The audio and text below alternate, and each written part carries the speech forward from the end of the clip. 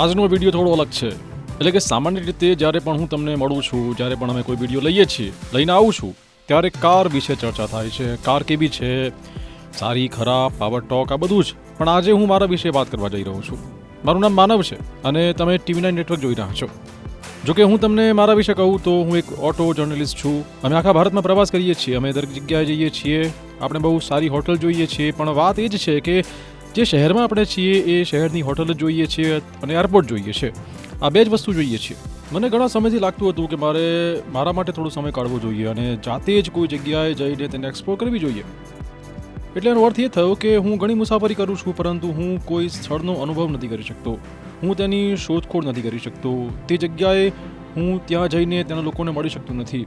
ક્યાંક જવું અને તે જગ્યાનો અનુભવ કરવો અલગ વાત છે. મારા પિતા પણ બહુ મુસાફરી કરે છે. તેઓ જે પ્રકારનું કામ કરે છે તેમાં ભારતમાં ઇન્ટરનેશનલમાં ઘણી મુસાફરી થાય છે. મારે પણ મુસાફરી કરવી છે, એટલે કે મને પણ મુસાફરી કરવાની ઈચ્છા છે. અને હવે હું જ્યાં પણ જાઉં છું ત્યાં મારી પત્ની સાથે જાઉં છું. અમે બંને ખૂબ શાંત લોકો છીએ. અમે ક્યાંક જઈએ છીએ અને સ્કૂટર ભાડે લઈએ છીએ અને સારી રીતે ફરવા જઈએ છીએ. પરંતુ ઘણા સમયથી હું મારી જાતે ક્યાંક જઈને નવી જગ્યા શોધવા માંગતો હતો અને મહાબળેશ્વર મારી સૂચિમાં હતું જ. મેં ઇન્સ્ટાગ્રામ પર તેના વિશે થોડું જોયું હતું. આ એક સરસ નાનું હિલ સ્ટેશન છે, થોડુંક અનએક્સપ્લોર્ડ છે, બહુ ભીડ નથી. તો આ બધી માહિતી પ્રાથમિક છે. જે દરમિયાન મને ગઈકાલે વોક્સવેગનથી મને કહેવામાં આવ્યું કે અમે મુંબઈથી મહાબળેશ્વર સુધી ડ્રાઇવિંગ કરી રહ્યા છે. શું તમે આવવાનું પસંદ કરશો? મેં કહ્યું, ભાઈ, આ તો સોનામાં સુગંધ મળી. મેં જીવનમાં કંઈ બીજું માંગ્યું હોત, પણ મને આ મળ્યું. તે ખૂબ સારું છે. મને કોઈ પણ કાર લેવાનો વિકલ્પ આપ્યો, મેં ટાઇગોન લીધી. મેં કહ્યું, ચાલો આ બહાને આ કારનું પરીક્ષણ કરીએ. અને મેં પણ કહ્યું, એટલે કે અમે બંને એક જ પેજ પર હતા કે ભાઈ, અમને જે પણ અનુભવ થશે એમાં સત્ય કહીશું. આ ખૂબ શુગર કોટેડ છે, ત્યાં કોઈ ચર્ચા નહીં થાય. જે સાચું હશે, સારું કે ખરાબ, જે પણ થશે હું કહીશ. આ સાથે મેં વિચાર્યું કે મહાબળેશ્વર વિશે જે સાચું છે તે હું કહીશ. આ જગ્યા મારા માટે ખૂબ કાચી છે. મને આ જગ્યા ખૂબ જ ગમે છે. મેં તેના વિશે ઘણું વાંચ્યું નથી. મેં વિચાર્યું કે અહીંના લોકોને પૂછીને હું આ જગ્યાને શોધીશ અને મહાબળેશ્વરનો અનુભવ કરીશ. તો ચાલો ભોલેનાથનું નામ લઈએ, તપાસ કરીએ, મહાબળેશ્વર શું છે તેનો અનુભવ કરવા દઈએ.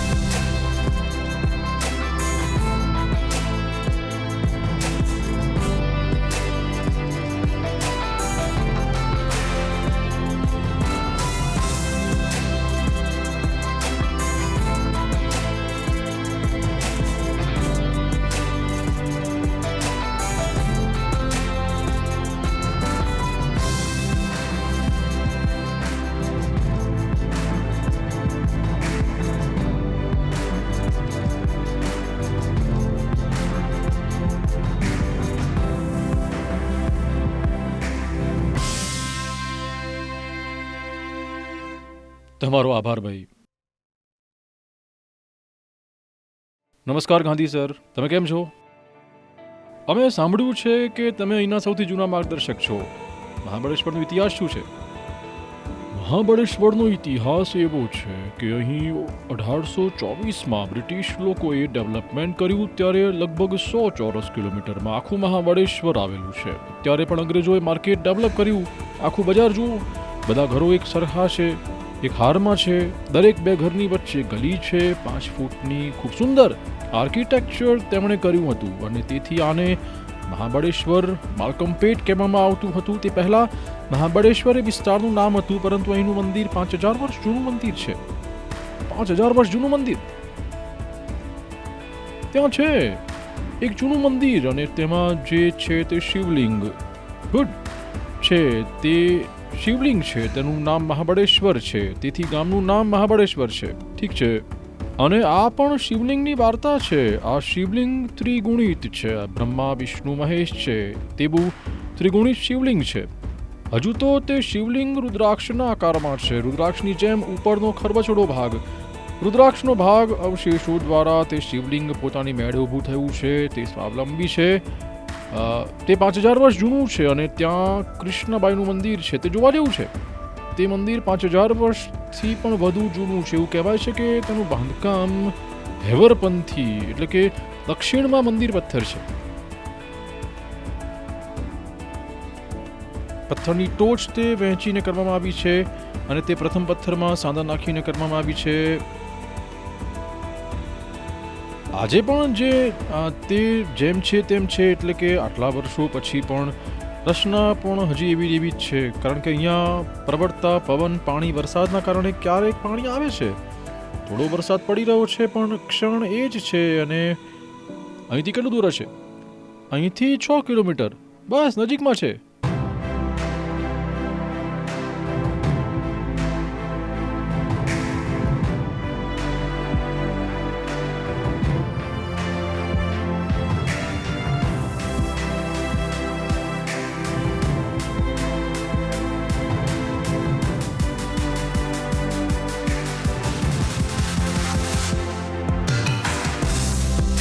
તમે આ મંદિરમાં કેટલા વર્ષોથી આવો છો?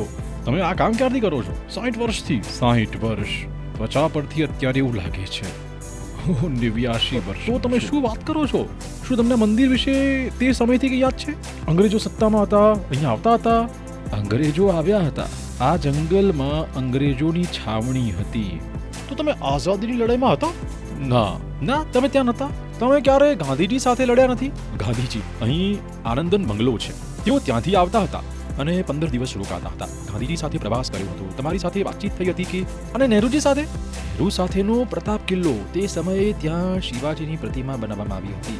હું ત્યાં કામ કરતો હતો. આ ઉપર દેખાતું મંદિર પંચગંગા મંદિર, મહાબળેશ્વર, આ પહેલું મંદિર આ છે. આ કેટલા વર્ષ જૂનું છે? આ 5000 વર્ષ જૂનું છે. જ્યારે તે પાંડવો વનવાસનું હતું, અમે 5 પાંડવો વનવાસના હતા, મંદિર બનાવ્યું.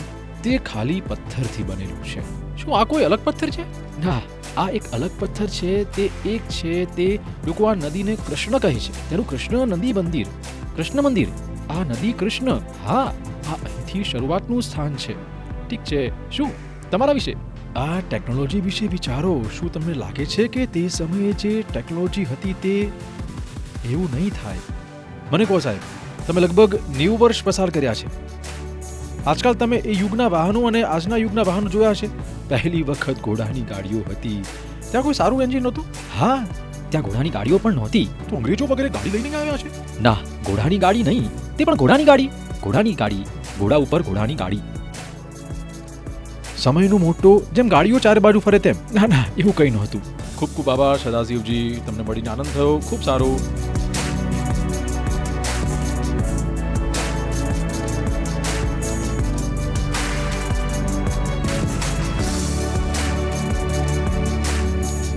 ભાઈ, હવે હું મારા છેલ્લા મુકામ પર પહોંચી ગયો છું. છેલ્લું બિંદુ તે મહાબળેશ્વરનું સૂર્યાસ્ત બિંદુ. સૂર્ય મધ્યમ અને મધ્યમ છે, અસ્ત થવાનો છે. તમે આ વિડીયોમાં ઘણું જોયું છે. મારી પાસે શું છે? જોયું, પણ હવે ઘણું બધું છે જે કદાચ હું તમને બતાવી ન શક્યો, અને હું ઈચ્છું છું કે હું તમને કહી ન શકું. મતલબ તે મારા મગજમાંથી નથી, અને તે ફક્ત એક પર એક વાતચીત દ્વારા જ લોકો તેને બહાર લાવવામાં સમર્થ હશે. તમે પણ જોયું કે અમે કૃષ્ણબાઈ મંદિરમાં ગયા હતા. કેટલાક લોકો તેને કૃષ્ણબાઈ મંદિર કહે છે, કેટલાક લોકો તેને પાંડવ મંદિર કહે છે. તો તેના અલગ અલગ નામ છે. જરા વિચારો કે તે 5000 વર્ષ જૂનું માળખું છે, તે 5000 વર્ષ જૂનું મંદિર છે. તેનો અર્થ એ થયો કે તે કલાતીત છે. તમે તેને તોડી શકતા નથી. તેના માટે કોઈ ધોરણ નથી. શું માળખું છે, શું ડિઝાઇન છે. સૌથી સારી બાબત એ છે કે તે ખૂબ જ બિન વ્યાવસાયિક સ્થળ છે. 5000 વર્ષ જૂના મંદિરનો વિચાર કરો તો બહાર કોઈ ફૂલ વેચાણ નથી, પ્રસાદ વેચાણ નથી, અંદર કોઈ પૂજારી નથી, 1 રૂપિયાની ટિકિટ નથી. તો તે કેવું અપ્રિય સ્થળ હશે? આમ તો તેની ધાર્મિક લાગણી આપણી છે, પણ એ જોવું વધારે જરૂરી છે કે ભાઈ 5000 વર્ષ પહેલા કોઈએ એવું સ્ટ્રક્ચર બનાવ્યું જે એન્જિનિયરિંગનું બહુ અમૂલ્ય ઉદાહરણ છે. તે કલાતીત છે, એક અદ્ભુત બાબત છે. શું તે એક ડિઝાઇન નથી? તેનું માળખું શું હતું? તેઓએ પથ્થરોની ટોચ પર પથ્થરો મૂકીને તેને કેવી રીતે તાળું માર્યું? અદ્ભુત, અદ્ભુત. અને મારો મતલબ એ છે કે હું તે જગ્યા અને ફોક્સવેગન કાર સાથે ખૂબ જ સંબંધિત છું. અમે શરૂઆતમાં કહ્યું હતું કે જે બોલાશે તે સાચું બોલાશે, હૃદયથી બોલાશે. અને જ્યારે હું જોઉં છું કે 5-4 વર્ષ પહેલા એન્જિનિયરિંગ સિસ્ટમ હતી, ત્યારે આજે આ વાહનની અંદર મને આધુનિક એન્જિનિયરિંગ આવ્યું. હું તમને શા માટે કહીશ? જુઓ, મહાબળેશ્વર અમુક પહાડો પર છે, અમે હાઈવે પર છીએ. હાઈવે પર ભાઈ દરેક કાર ખૂબ સારી રીતે ચાલે છે. કોઈ પણ કાર ખૂબ સારી રીતે ચાલે છે તેની વાસ્તવિક મર્યાદા ત્યારે જ્યારે પથ્થર પર આવે છે ત્યારે હોતી હોય છે. તે કેટલો સારો ટોર્ક આપી રહી છે. હા આપી રહી છે, તે કેવા પ્રકારની શક્તિ ઉત્પન્ન કરે છે વગેરે. તમે વિશ્વસનીયતા સાથે કોઈ પણ કાર ખરીદી શકો છો. એ જ વસ્તુ જે વર્ષો સુધી ચાલે છે. ભાઈ આપણા લોકો પોતાની મહેનતના પૈસા કારમાં રોકે છે, તેથી તે લાંબો સમય ચાલવા જોઈએ. એવું નથી કે તમે આજે કાર ખરીદો અને 2 મહિના પછી બગડી જાય અને પછી આ બધી વસ્તુઓ. આ વસ્તુઓ જો તમે જુઓ તો કે પછી આપણે ટેકનિકલી 5000 વર્ષ પહેલા પાંડવોએ આવું એન્જિનિયરિંગ મોડલ તૈયાર કર્યું હતું. આજે પણ આધુનિક યુગમાં જીવી રહ્યા છીએ. બધું જ આધુનિક બની ગયું છે. માનવ વિચાર છે સમાન. અમે ત્યાંથી છીએ અને તેથી મને લાગે છે કે કદાચ આ સ્થાન પર આવવું તે મારી શ્રેષ્ઠ કંપની હતી. મેં અહીં ઘણું જોયું, મેં ઘણું અનુભવ્યું. કેટલીક વસ્તુઓ બતાવી જે હું તમને મર્યાદિત સમયમાં બતાવી શકું અને હું અહીંથી નીકળી રહ્યો છું. નહીં તો તે એવું લાગશે કે મારે અહીંના લોકોને કહેવું છે કે ભાઈ હું પાછો આવીશ અને તમને ફરીથી મળીશ. મેં વિચાર્યું કે હું જ્યાં રોકાયો હતો તે હોટલના સ્ટાફને કહીશ કે અરે આવતા મહિને મળીશું. હું આ જગ્યાના પ્રેમમાં પડી ગયો. આ જગ્યા એટલી સરસ નથી, પણ જો હું આ બધું કહું તો કદાચ તે ખોટું હશે. મને લાગે છે કે હવે મારે કોઈ નવી જગ્યાએ જવું જોઈએ, કંઈક નવું અનુભવવું જોઈએ, કંઈક શોધવું જોઈએ. નવીની જેટલી યાદો છે તેટલા અનુભવો જે કંઈ હું અહીંયા મહાબળેશ્વરથી શીખી રહ્યો છું, કાં તો હું એ જ રીતે કોઈ બીજી જગ્યાએ જાઉં છું એ જ કચાશ સાથે.